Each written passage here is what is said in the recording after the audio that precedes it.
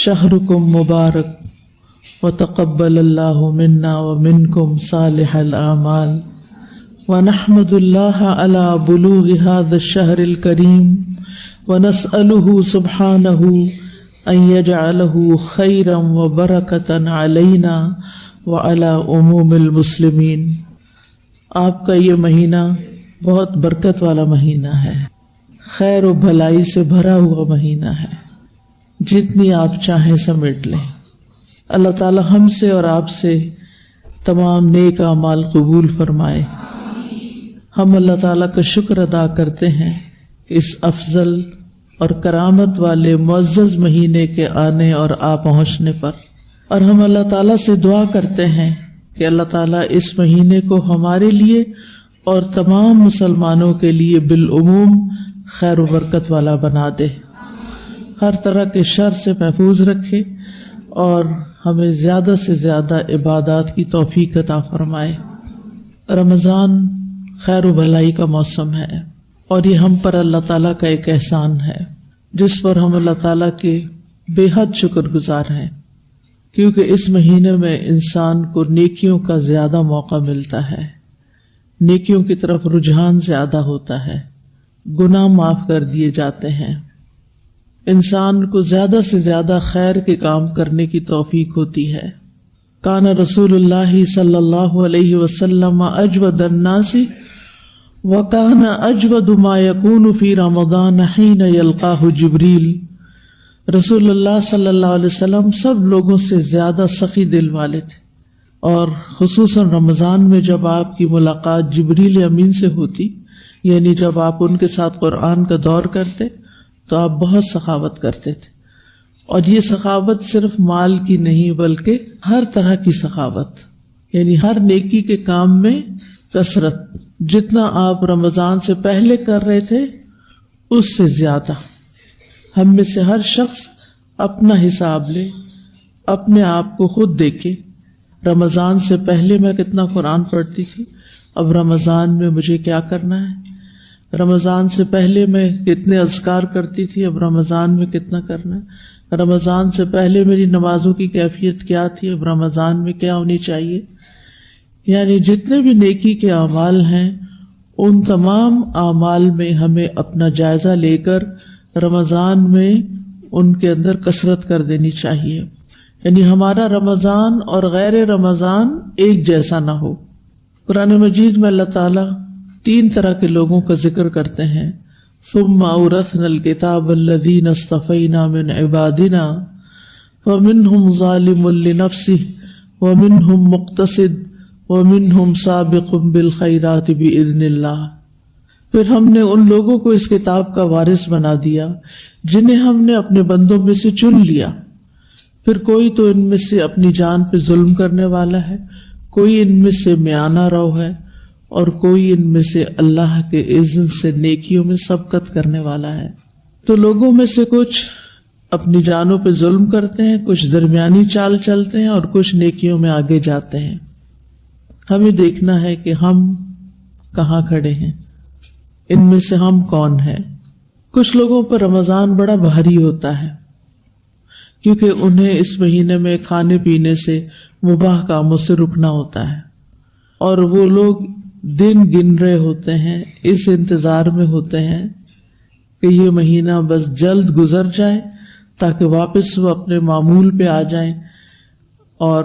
پھر گناہوں کو ویسے ہی کر سکے جیسے پہلے کرتے رہے ہیں۔ تو ایسے لوگ اپنی جان پر ظلم کرتے ہیں، جو نہ رمضان کا صحیح معنوں میں استقبال کرتے ہیں، نہ رمضان میں عام دنوں سے زیادہ عبادت کرتے ہیں، اور پھر انہیں رمضان کا شوق بھی نہیں ہوتا۔ بعض تو روزے بھی نہیں رکھتے، بعض تراویح نہیں پڑھتے، بعض اپنے گناہ نہیں چھوڑتے۔ تو ایسے لوگ اپنے جان پہ ظلم کر رہے ہیں کہ جو اس نیکیوں کے موسم بہار میں نیکیوں سے غافل ہیں۔ یعنی آج کل بہار کا موسم ہے نا، اتفاق کی بات ہے 2 بہاریں اکٹھی ہو گئی، تو بہار کے موسم میں درختوں کے رنگ، پھولوں کے رنگ، ہوا، فضا، پرندے، ہر چیز کے اندر ایک نئی لہر آ جاتی ہے، ایک زندگی دوڑ جاتی ہے۔ تو اسی طرح رمضان بھی نیکیوں کا موسم بہار ہے، اس میں بھی ہمارے اندر ایک نئی ایمانی قوت کی لہر دوڑ جانی چاہیے، ایک نیکیوں کے لیے دوڑنے اور بھاگنے کا ایک ذریعہ ہے یہ مہینہ۔ تو بدقسمت ہے وہ جو اس سے بھی فائدہ نہ اٹھائیں۔ کچھ لوگ درمیانی قسم کے ہوتے ہیں جو عادتاً روزہ رکھتے ہیں، وہ مہینے کے آنے پہ بس راضی ہیں اور اس کے آنے سے غمگین نہیں، اور عادتاً اس طرح کہ جیسے ان کے باپ دادا روزہ رکھتے تھے وہ بھی اسی طریقے پر ان کے گھروں میں بس نماز روزہ چل رہا ہوتا ہے۔ نہ اس مہینے کے آنے سے وہ بہت خوش ہوتے ہیں اور نہ ہی غمگین ہوتے ہیں، تو یہ لوگ مقتصد ہوتے ہیں۔ ایسے لوگ رمضان کو بس ایک رسم کے طور پر لیتے ہیں، جیسے سالانہ رسمیں ہوتی ہیں نا، ایسے ہی رسم ہوتی ہے۔ ان کی باقی زندگی بدستور اپنے ڈھرے پہ چلتی رہتی ہے، جیسے وہ رمضان سے پہلے ہوتے ہیں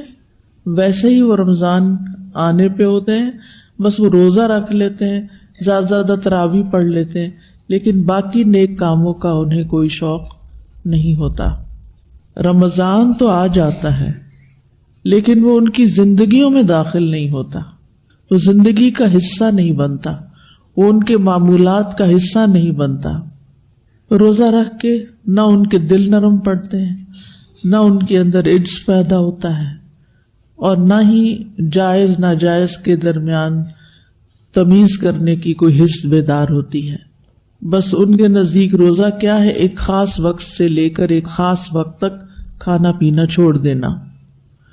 اور وہ سمجھتے ہیں کہ بس اسی سے ہی ہمارا رب راضی ہو جائے گا کیونکہ ہم بھوکے رہے ہیں۔ تو یہ صرف ایک رسم بن گیا ہے ان کے ہاں، یعنی جیسے ایک رسم نہ کی تو دوسری کر لی، ایک رسم گزری تو دوسری، اور رمضان کی رسم گزرے گی تو شادیوں کی رسم شروع ہو جائے گی، پھر وہ بھرپور طریقے سے اس میں داخل ہو جائیں گے اور رمضان کہیں گم جائے گا۔ تیسری قسم کے لوگ نیکیوں کے شوقین ہوتے ہیں، سابقون بالخیرات باذن اللہ، اللہ کے اذن سے نیکیوں میں سبقت کرتے ہیں، آگے بڑھتے ہیں۔ تو ہم نے کیا کرنا ہے، عام دنوں کے مقابلے میں ان دنوں میں نیکیوں میں آگے بڑھنا ہے اور شوق کے ساتھ بڑھنا ہے۔ یہ وہ لوگ ہیں جو رمضان کے مہینے کے آنے سے پہلے انتظار کرتے ہیں، دن گنتے ہیں، کتنے دن رہ گئے ہیں رمضان میں، کب آئے گا رمضان، آج چاند دکھائی دے گا یا کل دے گا، پتہ نہیں آج روزہ بنے گا یا کل بنے گا۔ اور وہ اس مہینے میں توبہ کی بھی تجدید کرتے ہیں، گناہوں کو بھی چھوڑتے ہیں، اور زیادہ سے زیادہ تقویٰ کے حصول کی کوشش کرتے ہیں، کیونکہ رمضان کا مہینہ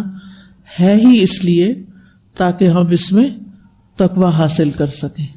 یا ایھا الذین آمنوا کتب علیکم الصیام کما کتب علی الذین من قبلکم لعلکم تتقون، یہ مہینہ آیا اس لیے تاکہ ہمارے اندر تقویٰ پیدا ہو۔ تو رمضان آنے سے ان کے اندر ایک خوشی کی لہر دوڑ جاتی۔ اب جب رات دیر سے رمضان کا پتہ چلا تو پھر کیسی لہر دوڑی، ہم سب اپنا جائزہ لے سکتے ہیں۔ بالکل ایسے ہی جیسے کسی بچے کے پیدا ہونے کی خوشخبری آتی ہے تو آپ کھل اٹھتے ہیں، تو رمضان کا چاند پیدا ہو گیا، کہتے ہیں آج مون برتھ کا ڈے ہے، تو وہ یا اچانک کسی کو کوئی گفٹ ملے، کوئی مال ملے، کوئی خوشخبری ملے، تو ان کو یہ ہوتا ہے کہ چونکہ اس میں نیکیوں کا ثواب کئی